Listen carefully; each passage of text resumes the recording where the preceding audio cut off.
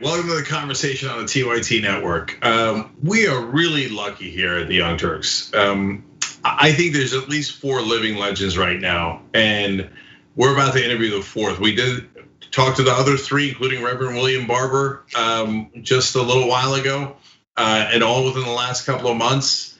And now we have the 4th living legend for you guys, Dolores Huerta.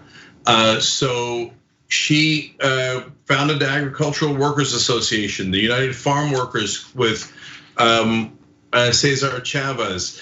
Dolores, I'm going to embarrass you a little bit by reading a lot more. She won the Puffin Nation Prize for Creative Citizenship, the Eleanor Roosevelt Award.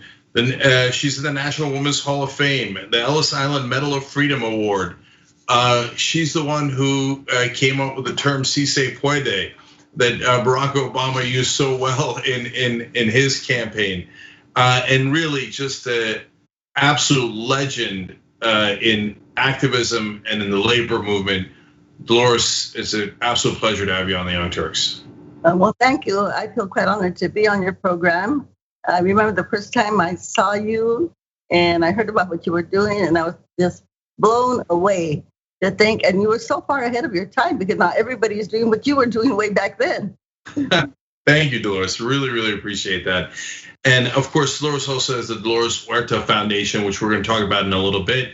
And she was wonderful to me on my campaign and came in to help when no one else would. So that's the kind of person that she is. So Dolores, I want to go back a little bit to give folks a sense of how you came up. So you recently celebrated your 90th birthday, so congrats on that. Happy birthday. But I want to go back in time because your activism goes back to the 1940s, which is amazing. I actually, before we start talking about labor, which you're most famous for, you also know a thing or two about police abuse. Once the police beat you so bad in San Francisco, they broke 6 ribs and you almost died. So tell us about that. I mean, because Trump just today in the news, there was a quote of him saying, it was just one cop kneeling on a guy's neck and all of a sudden there's protests everywhere. What's the reality of it? Well, we know it's not just one guy. We know that there are dozens and dozens of people that have been killed by police. Most of them black people and brown people, and some poor white folks too have also been killed by police, but the majority of people of color. And had it not been for that video of that a young woman, I understand, a 17-year-old took that video of that policeman having his neck on George Floyd's neck. And none of this would have happened, none of the protests, none of the changes that we're seeing unfold before our very eyes. And we know that it does have to stop. It's been ongoing for so many decades. And I mean, we can say from the time of slavery, right? And especially against black people. And thank God, I think that now we have all of these. I want to thank all of the demonstrators that were out there, many of them risking their lives literally to be out there because of the COVID-19, and for having the courage to go out there and to protest on behalf of George Floyd and all of the others that have been killed by police. You were beat by the police in 1988, I believe. Yes. So, Dolores, what happened in your case? It was a picket line against George Walker Bush, and it was about pesticides. Cesar Chavez had just done a 36-day water-only fast. He had gone without eating for 36 days to call to the attention of the American public about the dangers of poison, the dangers of pesticides, the cancers, the deaths that come from using those economic poisons on our food. And after he finished his fast, then we all went to different cities. I went to San Francisco to bring attention to the public again about Caesar's fast and to tell people about the dangers of these economic poisons that are used on our food every single day. And while I was at that protest, and by the way, in addition to the protest being around about our government being in Central America, a lot of people had signs that said U.S. out of El Salvador, Bush Noriega, that's the taker. Remember Noriega, who had worked with the CIA from Panama? Yeah. And so it was that kind of a demonstration. It was peaceful. It was a lot of labor people that were there. There was really, no one was really out of hand. And then the police just moved in and started beating people up. And I was one of the victims that got beaten up by the police. And by the way, it's in the documentary. People want to see the documentary Dolores, My Name, by Peter Brad, produced by Carlos Santana. They can actually see the actual footage of my being beaten up by the police. No, I have it on my table right here in this room, actually. So that's right. Everybody check out Dolores, the documentary. So, the reason I brought that up is because people think, some people make the mistake of thinking that it's new. No, unfortunately, police have been targeting activists, the left wing, and minority communities for time immemorial in this country, and it's not remotely new. And same thing on. I mean, you mentioned Noriega. The CIA aided and abetted Noriega and Saddam Hussein. Then turned around and went, "Oops, we created monsters." So then they invaded Panama and Iraq to get rid of the monsters that they had created. And then they put in new monsters. So the government unfortunately has been doing this for a long time, and folks like Dolores have been fighting it a long time. So let's move to the labor movement. What made you get involved in that in the first place? Well, I grew up in Stockton, California, which is south of Sacramento or east of Sacramento. It's an agricultural community. And like here, where I live down Bakersfield, you could see the way that the farm workers were treated. When I started organizing farm workers, I think farm workers were earning like 50 cents an hour. They had no unemployment insurance. They had to move from crop to crop. They couldn't even get food from the food banks because if they didn't live in one county for 12 months, which is of course impossible because they had to follow the crops, they weren't even able to get any of the surplus food that we see now that's being distributed to people during this pandemic. So they were in very, very dire straits, and the conditions were terrible. They literally had to work from sunup to sundown. And I think I mentioned they were earning like 50 cents an hour. I mean, it was really, really brutal. And they were just being treated like no toilets in the fields, no drinking water, no relief periods, didn't have the right to organize into a union. So the situation was pretty desperate at that time. But you were a good student. You could have done anything. So you could have gone into business. You were a teacher for a while.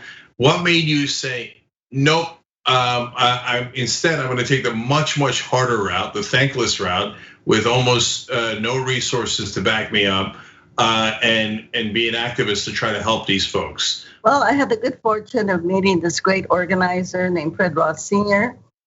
He was originally from Los Angeles, and he had developed an organizing technique, which some people call house parties, we call house meetings. About if you get people together a few at a time, and then you get them to commit to build an organization, and that working together and taking direct, nonviolent, collective action, that you can actually change things. And when I found out that you could do this, I thought, wow, because like many of us, we just complain and complain and complain about the situation, and we don't really know how to solve it. But once I found out that you had people power, that if people came together, they could actually make a change.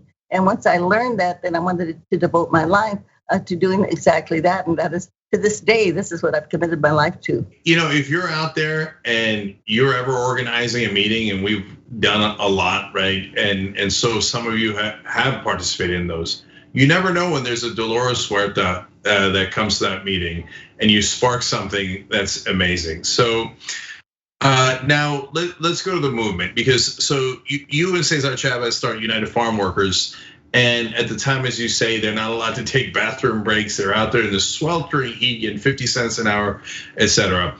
Now, when you guys go to fight them, Cesar Chavez is the more public face of it. He's a great speaker, but you were the chief negotiator. So that's awesome. So what did you guys ask for? Let me go back a little bit, and just when you talk about a bathroom break, there were no bathrooms to begin with. That's right. Yeah. Literally, I mean, when you think about how embarrassing this is, especially for the women, when you had to go take a so-called bathroom break, and there's no bathroom to go to, but just an open field, and women have to bare their bodies literally to go to the bathroom, and there's nothing there, and they have to use towels, they have to use sheets to kind of hide behind. It is so humiliating. And then again, thinking about this is the food that is put on our table, and there were no bathrooms. I mean, just the thought of it is so idiotic. But that is kind of the mentality that the employers had towards farm workers, that they were not worthy of even having a bathroom. And this is kind of the idea of how do you humiliate people? How do you oppress them? By not treating them like human beings. This is really what that message was to the workers out there. You are not really human beings because you don't even have a porta potty out there or a bathroom to go to. I mean, so, this is kind of the situation that we were facing at that time. And of course, the fear too, because workers had no rights. If they tried to speak up for themselves, they could be instantly fired. And then the people went together to work as families. So literally the whole family would lose their job if anybody complained about the situation that they were working in.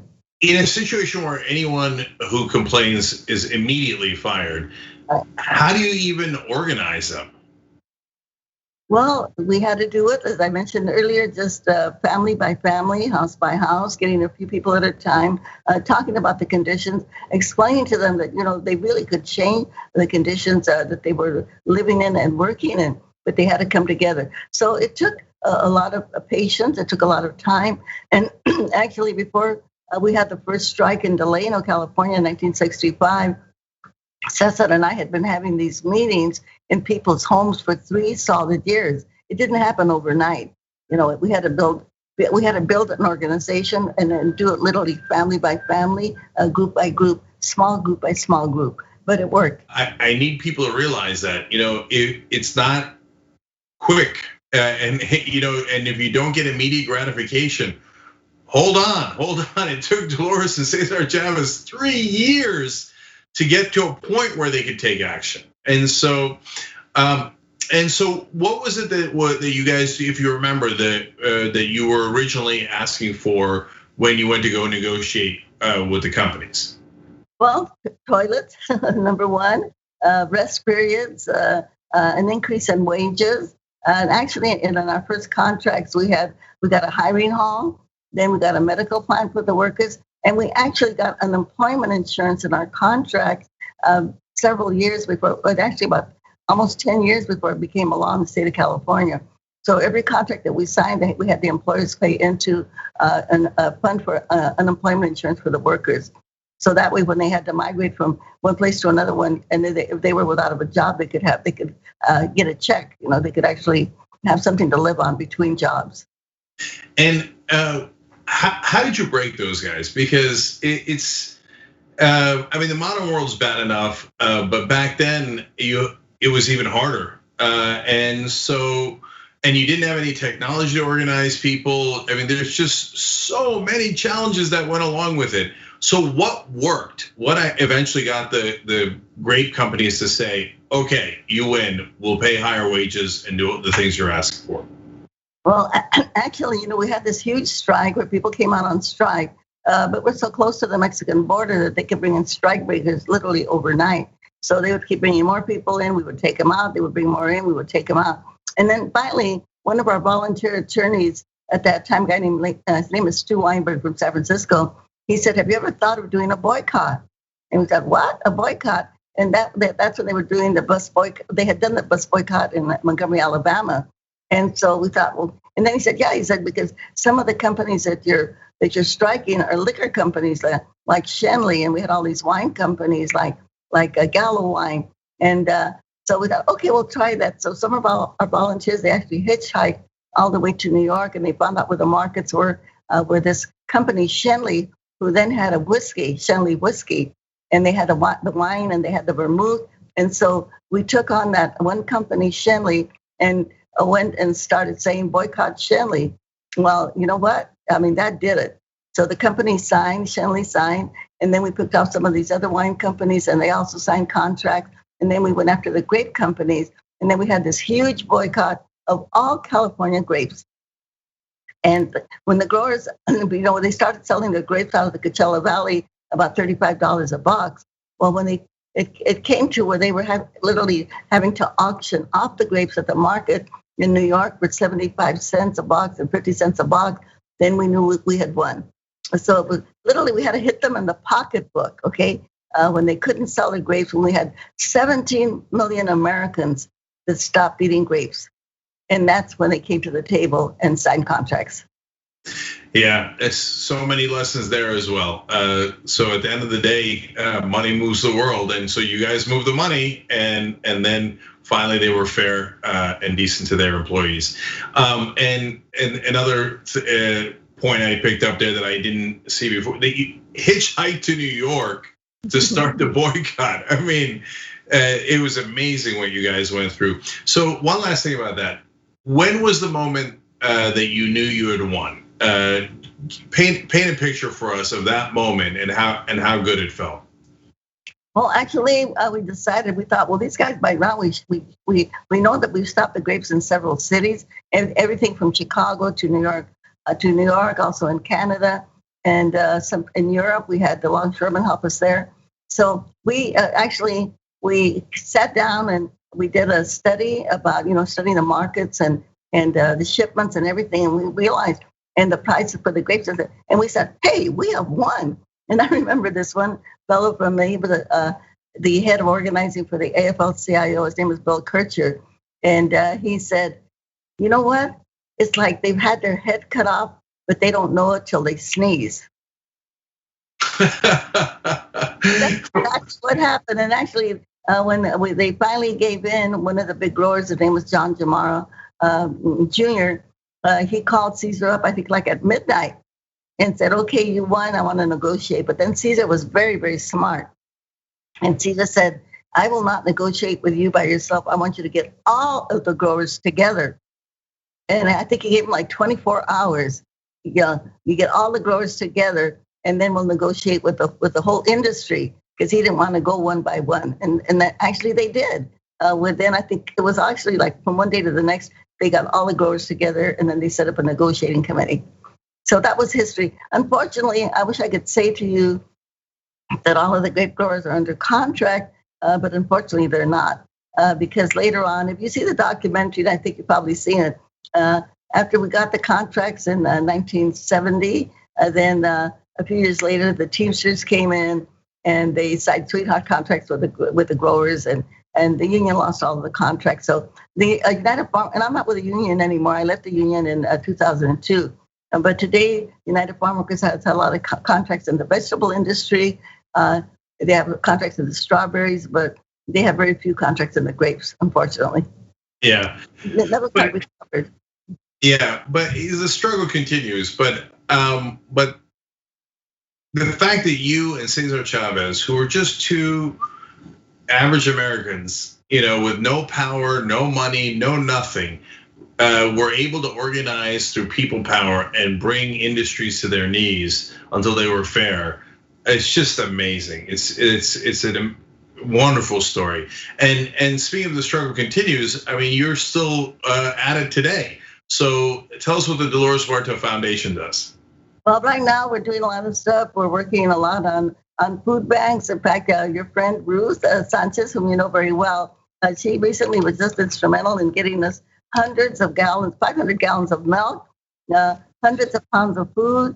And not only was she able to get us food for the Antelope Valley in that area, but also helping us get food for the Central Valley of California. So we've been doing all of these food banks. We've literally given them in many, many different areas of Tulare County and Kern County and parts of Valley County, having food banks.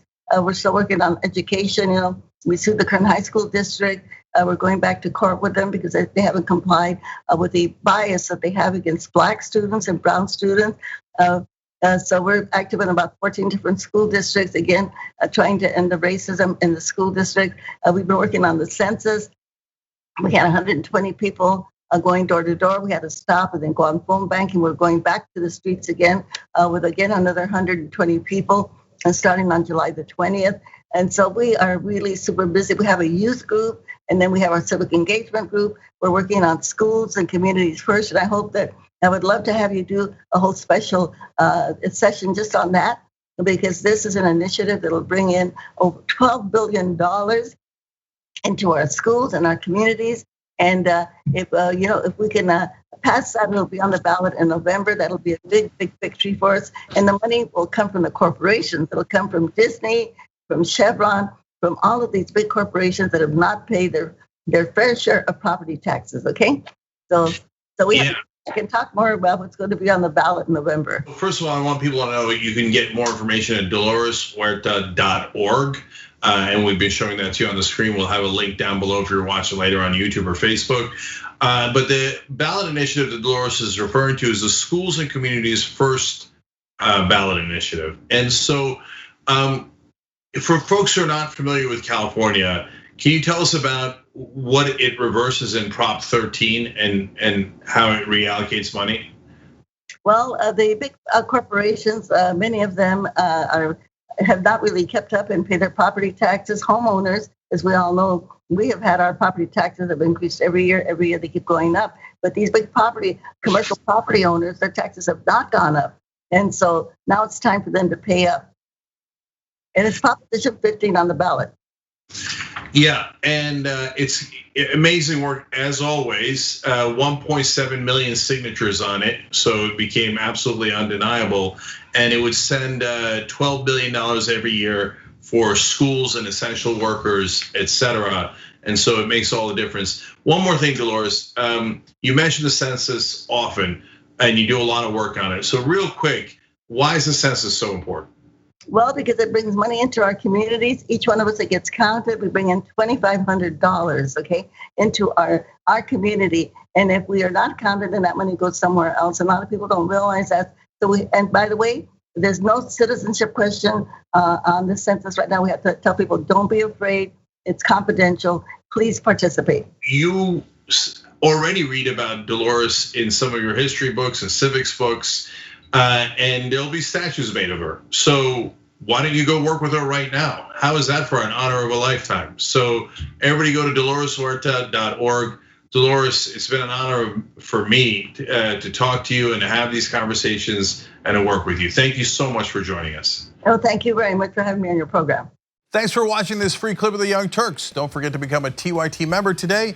For more exclusive content, join now at tyt.com/join.